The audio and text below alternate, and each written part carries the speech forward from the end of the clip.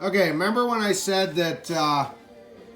Remember when I said that I was going to redesign that sprocket?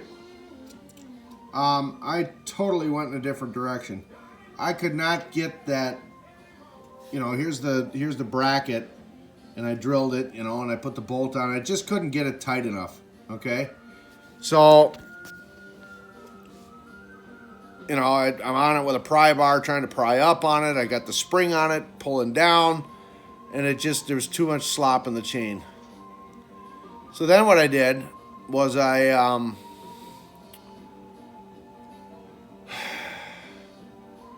then once I got it on there, I saw it was twisted. I'm like, oh, geez. Now I'm going to have to take a torch, heat it up, and twist it so that it runs perfect with the chain. So I'm looking at the chain, and there's so much slop in the chain, I said, I'll take out another link of the chain. Well, little did I know, you actually got to take out 2 links. I didn't remember that. So took out 2 links of the chain. Put my connector clip in, and realized the chain was too short. So I put 2 connector clips, chain links, master chain links, back to back, and the chain was too long. Too much slop in it. So I'm like, well, I'm back to having to use the tensioner. And I was not going to use it the way it was. So just for a goof, I flipped it around and set it in here vertical, straight up and down, and voila, it's perfect. Chain tension is nice, right where I want it. Okay, of course now it's not adjustable by any means or shape or form. I mean it's in there. I mean I welded it in, and I just realized I'll never get it out of there. Because I left the bolt is too long to go all the way through to come out. Boy, that'll be a treat if I ever got to replace that tensioner. But anyway, this is perfect. I mean, because it's in a straight line now. The chain is straight. Before, the tensioner was kind of offset this way, so the chain was kind of like skewed like that. And I'm like, oh, that's gonna wear out the chain and the sprocket. You can even see on the tensioner here on the sprocket. See the grinding on there? So everything is lined up, laser straight. Tension on the chain is perfect, and it frickin' spins like a dream. And I was just about to give up. Just about to give up for the night and say, screw it.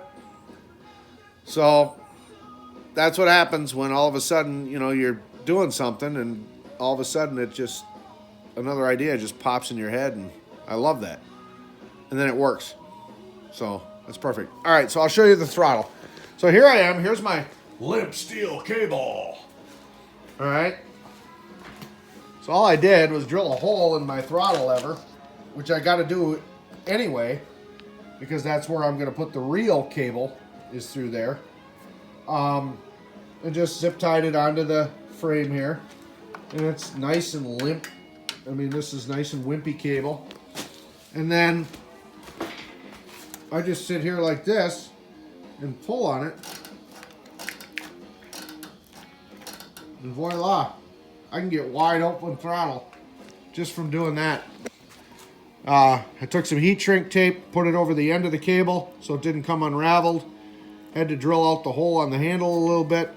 Used a Parker fitting as a stop. This just pushes onto the cable and locks on there, and then you can take it off. And yeah, that's I mean, if you look down there, that's wide open throttle right there. If I pull any harder, I'm going to start bending the lever. So all I got to do is just sit with my hands on the handlebars like this and just pull my fingers. Super jacked about that. So 2 major accomplishments tonight. Chain tensioner is never slackening up, it's never loosening up, and it's never coming apart, and it's never coming off. And my temporary throttle cable is working great up until the point that the cable decides it wants to saw through the zip tie. And then I'm going to have a bunch of fun.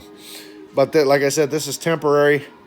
until the country gets back on its feet, and the company that's going to be making my cables out of California, they open back up, and then I can get custom cables made.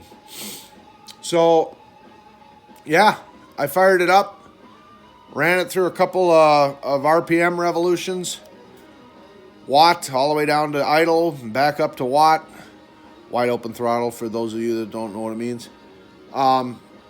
Chain is still nice and tight, everything's good. So I can take her up Sunday and give her a little test shakedown cruise and see what it does. Tim's already joking around. Well, I'll leave my phone on just in case she breaks down and you need somebody to come up and jerk you out of there. Yeah, no faith in a sheer, supreme product like this. So, anyway, that's it. It's 10 o'clock. I'm hitting the wall. Time to go to bed. But here's another look at how I did this in case you guys are building something similar and you want to see how it's done.